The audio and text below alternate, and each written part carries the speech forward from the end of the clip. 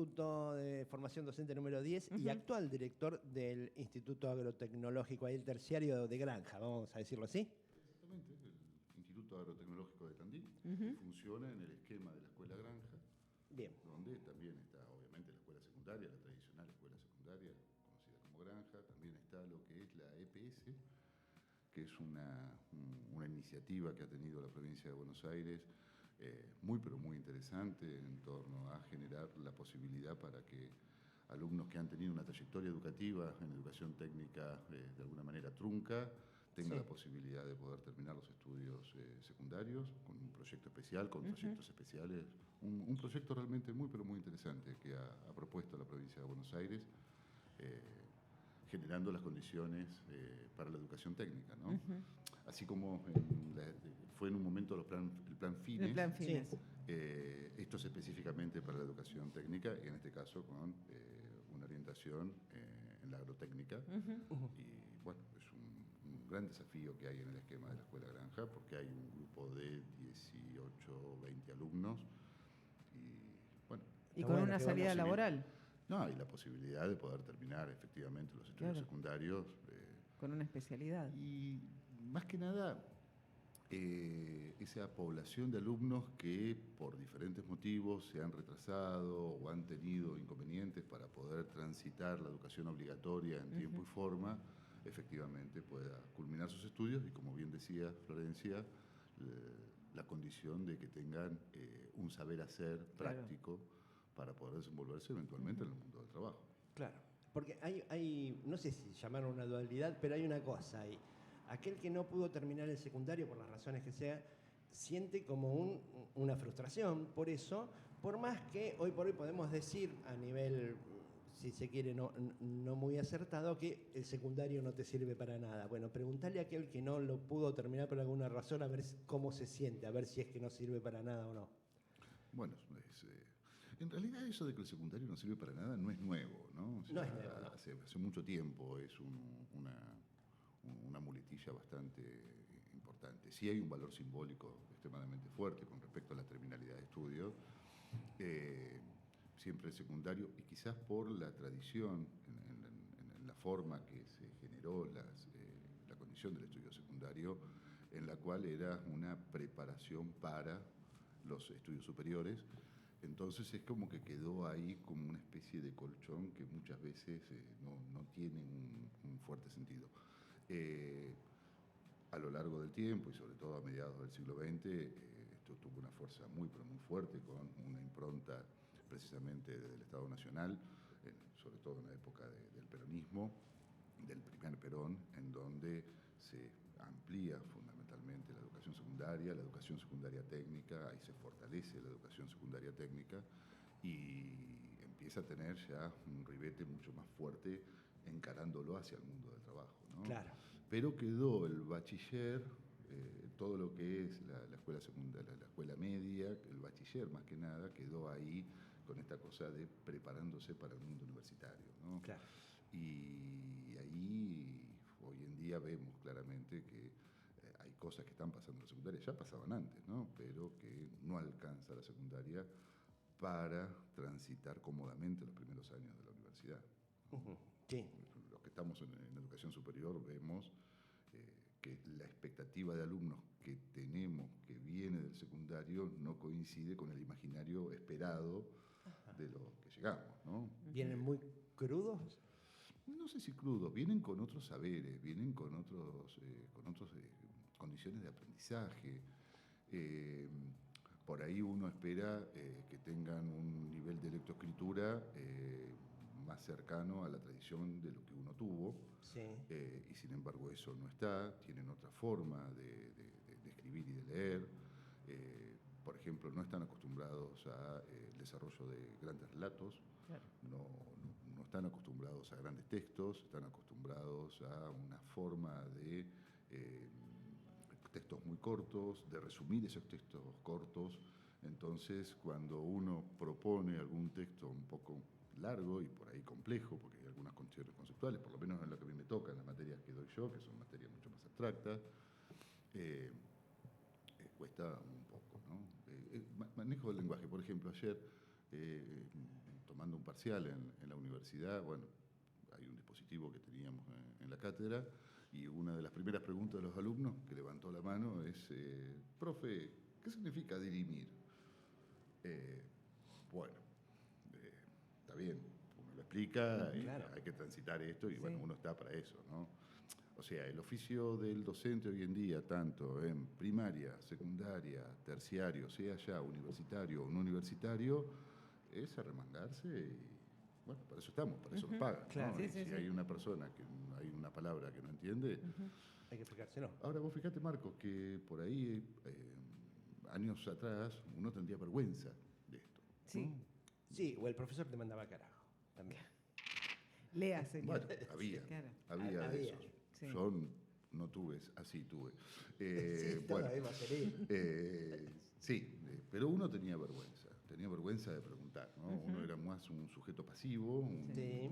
una persona que solamente recibía, ¿no? Sí. Eso de lo que algún autor como Paulo Freire hablaba de esa educación bancaria, ¿no? Ujú. Donde estaba el tipo que tenía el saber, con el dispositivo escolar, que de alguna manera legitimaba ese saber, y el que estaba ahí simplemente estaba sometido a determinadas reglas, entre las cuales era la disciplina y determinados campos de estudio en los cuales tenía que desarrollarse. Y de ahí no se podía mover. Bueno, por ahí cuando venía uno con alguna idea rara, ¿no? Por ahí se trabajaba determinados autores, qué sé yo, en literatura, y uno por X motivo leía otras cosas, Sí. y no estaba habilitado para poder hablar, ¿no? No había chance, ¿no?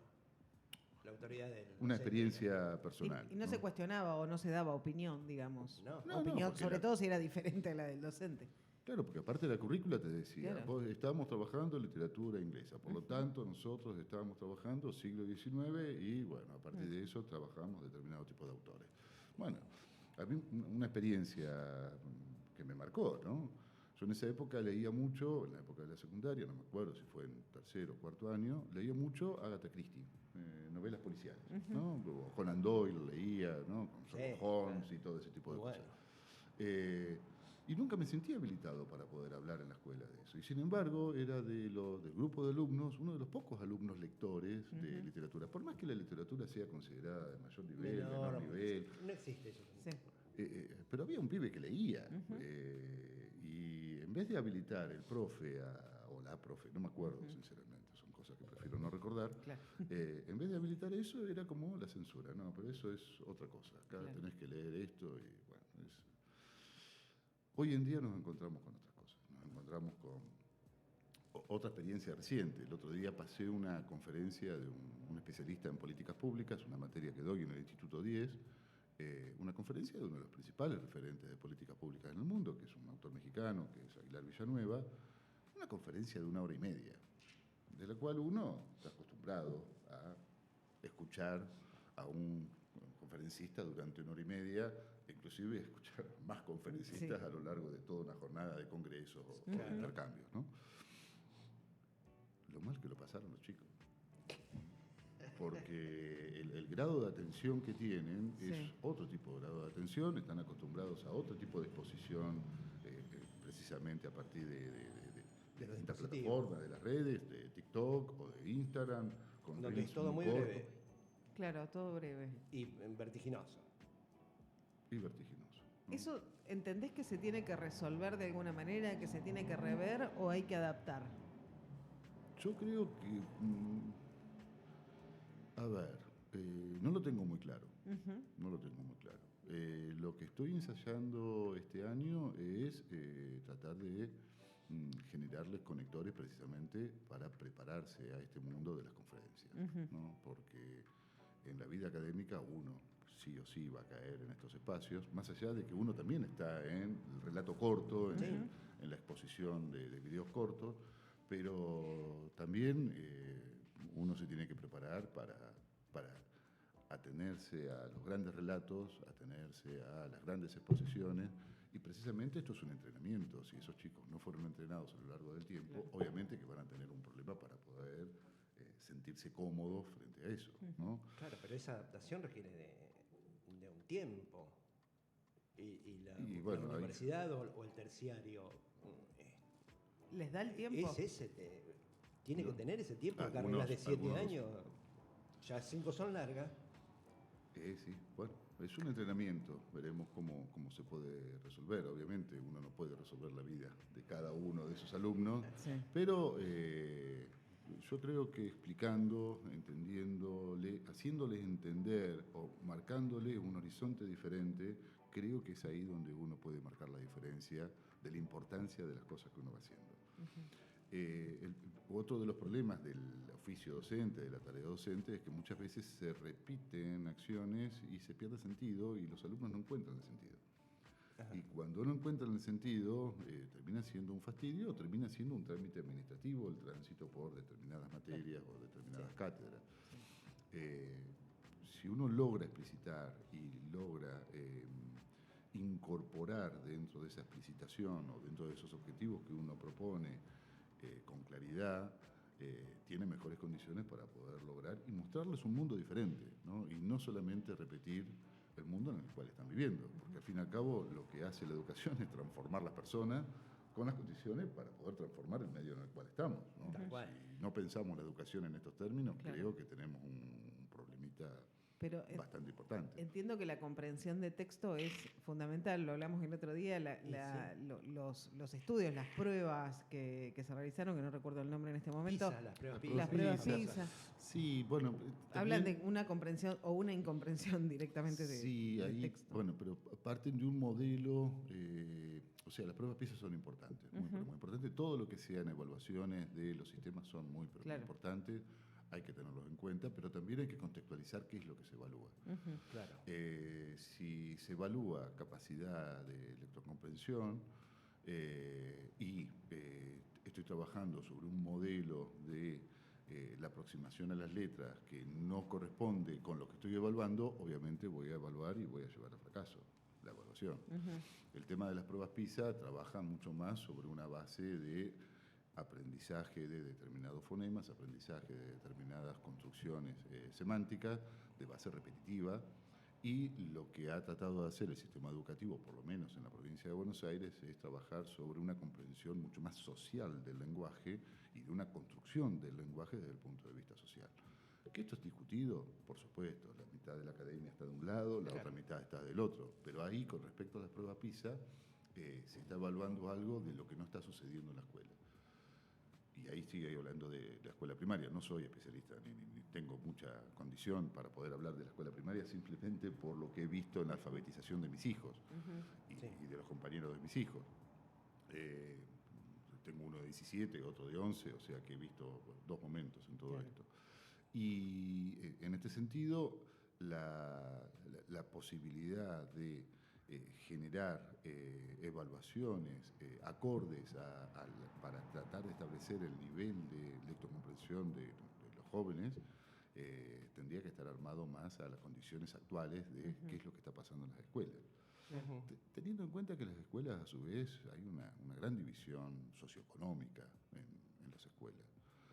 Y esto es un problema bastante particular. No es Esta lo mismo. fragmentación que vemos en la sociedad también se reproduce en Fuertísimamente, y se ve reflejado muy claramente en las escuelas, ¿no? En primer lugar, la primera división la vas a tener desde el punto de vista de aquellas escuelas que son de gestión privada de la de gestión pública. Ahí tenés una división muy, pero muy clara en torno a los resultados que van teniendo, no solamente en condiciones de lectoescritura, sino también en condiciones de aprendizaje matemático, aprendizaje de las ciencias sociales, aprendizaje de las ciencias físico-matemáticas o el pensamiento lógico-matemático.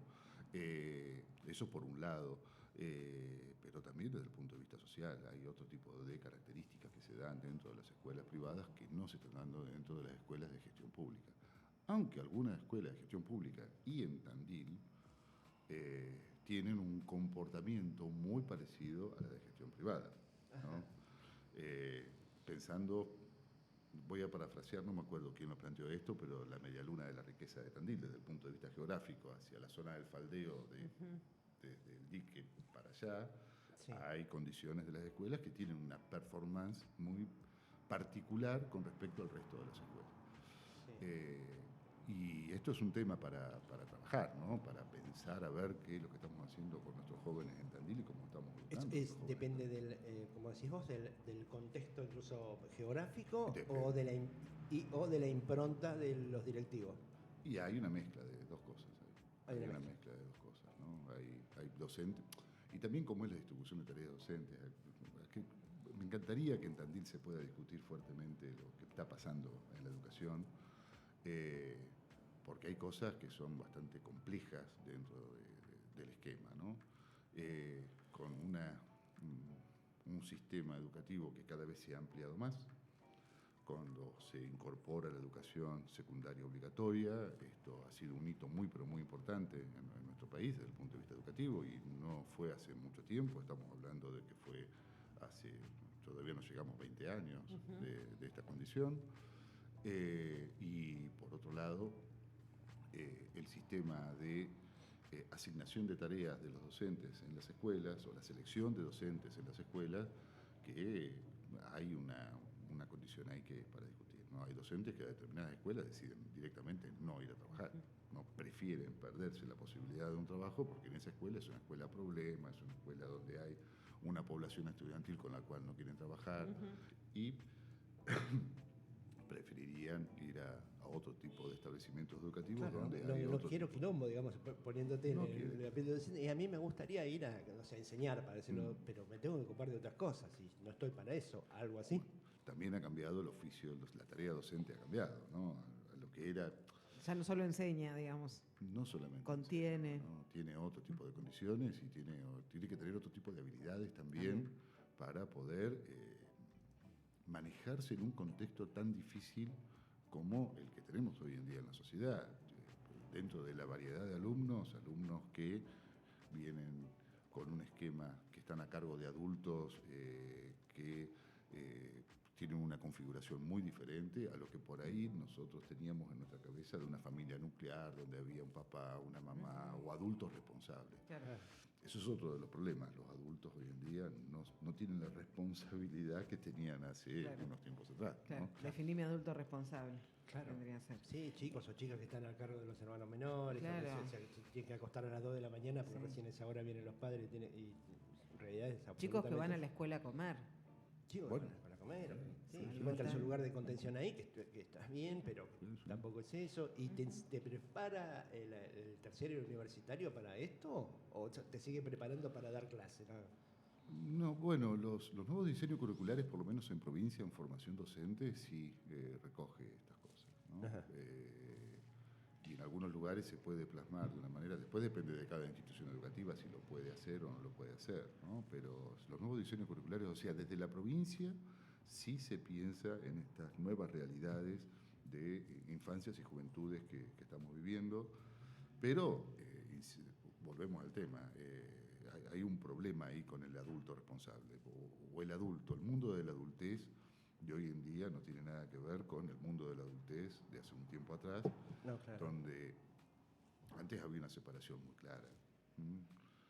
El adulto marcaba determinadas condiciones, la escuela marcaba determinadas condiciones, y había una suerte de coincidencia en esas cosas, y uno como persona que está transitando hacia la adultez, de alguna manera u otra, establecía esas condiciones de lo que se debe hacer y lo que no se debe hacer. Claro, el camino es este, me lo están diciendo acá y me lo están diciendo allá, es más o menos por acá.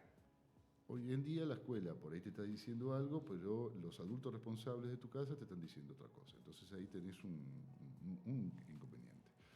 Y esto dificulta la tarea del docente, dificulta la tarea de los equipos directivos y lesiona el fin de la escuela. Porque al fin y al cabo la escuela termina desvirtuándose, convirtiéndose en una especie de chicle que, por un lado, tiene que generar las condiciones de formar personas en el sentido académico, y tiene que atender mucho más a esto que mencionabas vos, Florencia, contener, darle de comer, garantizar un lugar seguro para una persona durante 4 horas y media, que muchas veces es la escuela el lugar seguro que tiene ese niño o ese adolescente. Entonces, se ha convertido la escuela en una cosa bastante particular. Y la crítica o la reflexión es que no se está discutiendo esto en términos ni provinciales y tampoco desde el punto de vista local, ¿no? Porque acá hay una cuestión ahí que, como depende de todo esto de provincia, desde lo local no se discute nada, ¿no? Como una pereza o como una imposibilidad? Bueno, No. depende de provincia, ¿para qué me voy a calentar yo en...? Yo creo que pasan dos cosas. En primer lugar, hay un nivel de competencia que es claramente legal, que los municipios no tienen injerencia en estas cosas. Claro, la currícula la define provincia. Viene de ahí, el financiamiento viene de provincia, la dirección viene de provincia, las inspecciones vienen de provincia, o sea, Sí. entonces los municipios, no este, sino cualquiera. Sí. Lo que pasa Sí, es que sí, Tandil tiene un municipio distinto, ¿no? Tandil es una ciudad distinta en el resto de la provincia y podría meterse en esto. Lo digo esto por una cuestión muy sencilla. En el año 93, 94, Rafaela, bueno, se da una situación particular desde el punto de vista político y asume como intendente Omar Perotti. Sí, que luego fue gobernador. Luego fue gobernador, ¿no? Omar Perotti fue el que apuntaló de alguna manera a Rafaela y pasó a ser Rafaela uno de los grandes modelos de desarrollo local del país, un modelo copiado en el mundo. Realmente una cosa muy interesante lo que pasó en Rafaela. Y una de las cosas que hizo Perotti, cuando se da la ley, o el cambio de la ley de la educación, de la época de Menem, en donde se transfieren todos los servicios educativos a las provincias. Sí, sin despelote. ¿No?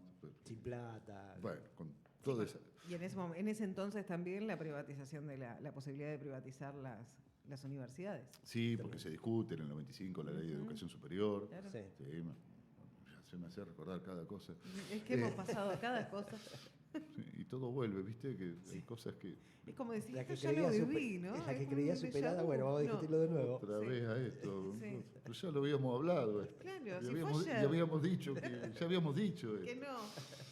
Bueno, pero ahí lo que hace Perotti fue una cosa muy, pero muy interesante. Agarra y arma un esquema de capacitación para maestros de primaria desde el municipio en temas informáticos, financiado por el municipio. Entonces le salieron los sindicatos, le salieron la comunidad, le salió, ¿para qué se gasta plata en esto? Si para esto está la provincia, Claro. el financiamiento viene de provincia. Y Perotti dijo, los niños de Rafaela de hoy en día van a ser los ciudadanos de mañana. Yo necesito formar los ciudadanos, yo tengo que pensar en 20 años, no puedo pensar en el aquí y ahora. Yo no puedo presentar mi plan de gobierno exclusivamente en una cuestión presupuestaria, en lo de 4 vengado, años, claro. ¿no? Como una cuestión contable. Claro. Estoy acá para pensar otras cosas, ¿no? Yo creo que más allá que si le salió bien o no le salió bien, algo bien le salió, porque indudablemente Rafaela, insisto, ha sido considerado uno de los puntales de desarrollo. Pero es más o local. menos por ahí la cosa como debería... Y por ahí creo que habría que haber un Encararla. diálogo mucho más fuerte desde lo local para pensar, a ver, y sobre todo Tandil, que Tandil tiene unas condiciones diferentes precisamente, una universidad con 5 sedes de facultades, con un esquema productivo completamente diferente a muchas ciudades de la provincia de Buenos Aires. Variado, digo. Variado. Bueno, es una ciudad que por ahí necesitaría pegarle una vuelta de tuerca a pensar algunas cuestiones estratégicas, pensando no en el problema, o saliéndose también del problema de la cotidianidad, De la coyuntura. de la coyuntura y pensar en algunas cuestiones, ¿no? Pero bueno, es un sueño que me gustaría que en algún momento suceda, ¿no? ¿Qué cuestiones? Bueno, algunas cosas de estas, por ejemplo, en educación técnica, las tenemos, está pasando.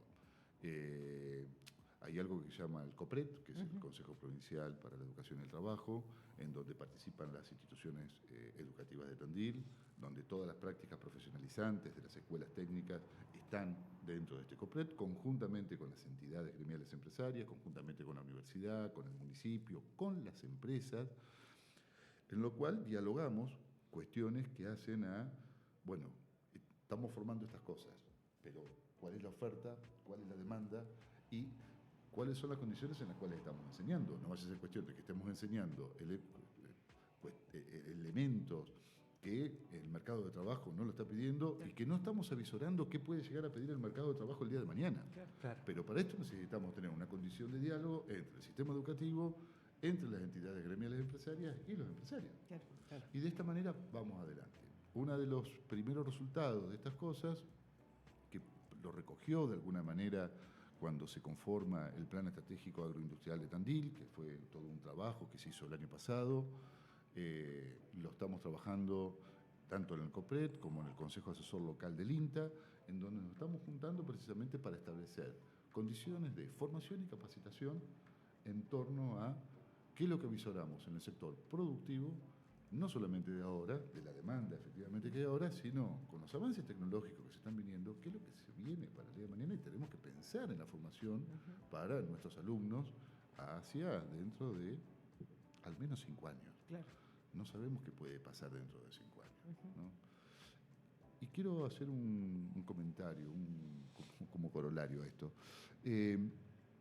Dentro de estas reuniones en el Consejo Asesor Local, en las cuales yo empecé a participar el año pasado, o sea, no conocía este ámbito, ¿no? Y me encontré con gente realmente muy, pero muy interesante, porque uno tiene la idea, bueno, sociedad rural, federación agraria, productores agropecuarios, patrias ojeras, bueno, uno tiene por ahí algunos preconceptos que se sientan en esos lugares y cree que, bueno, queremos mano de obra formada, que sea de excelencia y le queremos pagar 2 pesos. Claro.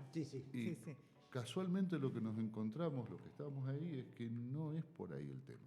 El tema es, queremos mano de obra, queremos que exista profesionalización en el sector y estamos en condiciones de poder pagarlo. Claro. Y queremos pero aportar. Necesitamos gente capacitada. Pero necesitamos gente capacitada en esto otro. Claro. ¿No? Y estamos dispuestos a poner para que... Y estamos dispuestos a escuchar, a entender cuáles son los problemas que tiene el sistema formador, porque el sistema formador, nosotros tenemos problemas, porque nosotros tenemos unos diseños curriculares que son bastante rígidos, y por ahí los mercados de trabajo van cambiando, y cuesta mucho acomodar a la nueva realidad. Va mucho más rápido el trabajo concreto que la currícula, digamos. Exactamente. Va un poquito detrás actualizándose. Entonces... o sea, hay una demanda genuina.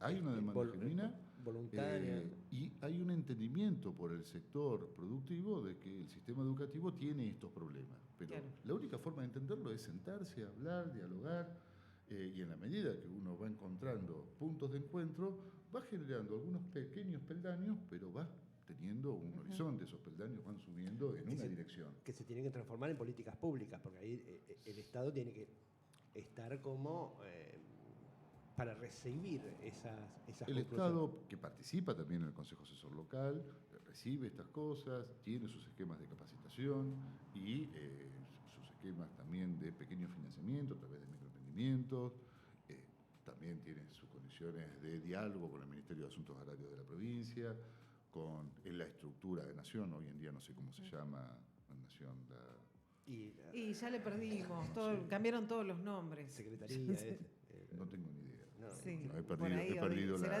Secretaría de Dirección, más que eso no. Lo que era antes el Ministerio de Asuntos Agrarios, el Ministerio, tal cual. Creo que Secretaría. de Desarrollo de Agricultura y Pesca de la Nación, que fue en un momento, bueno, hoy en día lamentablemente he perdido los nombres. Y no quiero aprenderlos ya, porque llegó un momento pero de debe mi estar vida, a cargo de Petovelo seguro. Sí, Petovelo claro. El parejo del universo. Funciona todo ahí. Ya estoy grande y los cambios, entonces me quedo con esas viejas ideas de cosas. Claro. Así que hay condiciones para poder pensar, hay condiciones para poder actuar. Insisto, la masa crítica que tiene Tandil es espectacular para poder hacerlo. Te iba a decir eso, Tandil es especial. Bueno, vos lo nombraste, ¿no? La ciudad distinta dentro de la provincia de Buenos Aires, una ciudad que ha crecido, que lo vimos, lo notamos en pandemia, ¿no? Con la cantidad de emprendimientos, de pymes, de empresas que hay en la ciudad que abastecen una variedad de rubros muy amplia. Y está bueno que haya este contacto, ¿no? Entre el sector empresarial o el sector emprendedor con las nuevas generaciones, ¿no? Que son en definitiva las que van a llevar a cabo el trabajo. Ya te digo, el COPRET en ese sentido está funcionando muy bien, el Consejo Asesor Local del INTA también. Y eso es un lindo espacio de trabajo y de diálogo, ¿no? O sea que sectorialmente se puede hacer. Otros sectores por ahí no lo conozco tanto, pero se puede hacer. Pero volviendo al tema de Tandil, vos fíjate que Tandil es una ciudad que en determinado momento nosotros éramos una ciudad militar y metalmecánica y agropecuaria. Sí. La metalmecánica se nos cayó, quedan algunos resabios de la metalmecánica y sin embargo, bueno, de pronto la universidad le generó un cambio rotundo a la ciudad, un cambio de imagen, bueno, el vaciamiento a las Fuerzas Armadas, o llamémoslo como quieran, el desfinanciamiento a las Fuerzas Armadas, generó también un factor de poder que antes era muy fuerte en Tandil y paulatinamente ha decrecido su poder. Y de pronto aparece el poder de la universidad y aparece el poder del sector productivo. Un sector productivo que a su vez pudo transformarse en otra cosa, ¿no? Alguno de los elementos fue el turismo. Otro fue otro tipo de El emprendimiento. software, por ahí podemos... ¿Eh? El software podemos ponerlo Apareció la como, maravilla como del software, irrupción ¿no? importante. En una condición de particular también, si bien el saber hacer estaba, ¿no? Mira, me estaba acordando recién, en el año 84, sí, 84, acá a la vuelta estaba el hotel, el Gran Hotel. Claro, ¿no? Sí, Acá en España. En España Sí. estaba el Gran Hotel. Y me acuerdo que hubo un congreso argentino-brasilero de software. Yo tendría 12, 13 años. 80. No sabía de qué se estaba hablando. Claro. ¿no? Claro. Sí, la computadora eran las cosas que miraban las películas, Claro. ¿no? Sí. Y sobre todo en la época de películas de ciencia ficción, que esto, que lo otro. Bueno, y me quedó la imagen esa, y recién la vi y dije, mirá vos a dónde estamos ahora, ¿no? Claro. Esos tipos que en el 80 y pico armaban estos congresos dentro de la Facultad Exacta, La veían. generaron estas condiciones, Claro. ¿no? Completamente diferentes. Hoy en día, bueno, hay una consultora también, un tipo de cambio que favoreció al desarrollo de todas estas empresas, .com, y sobre todo acá en Tandil, que trabajan para afuera precisamente por el tipo de cambio, que esa diferencia que tenemos con el mundo, pero indudablemente ha pasado algo completamente diferente en nuestra ciudad, ¿no? ¿Te parece que le cambiemos la yerba al mate? Dale. Nos ordenamos Dale. y volvemos como para... ¿Te quedás un ratito más? ¿Escuchamos una canción? Sí, por favor, pero cambié la yerba al mate. Sí. Bueno, tomaste un buen rato Bien, también. No pero te estuvo quejes. buenísimo. Porque llegó nuestro invitado, contemos la verdad. Llegó nuestro invitado y le dijimos, no, toques la por mate. Y me Sí, miró bueno. y me dijo, el mate no se toca. Bueno, pero en Perfecto, este dijimos. caso creo que sí, que había que tocarlo. ¿eh? No, ahora sí, bueno. no, ahora sí, ahora sí. Estás escuchando Radio Magma.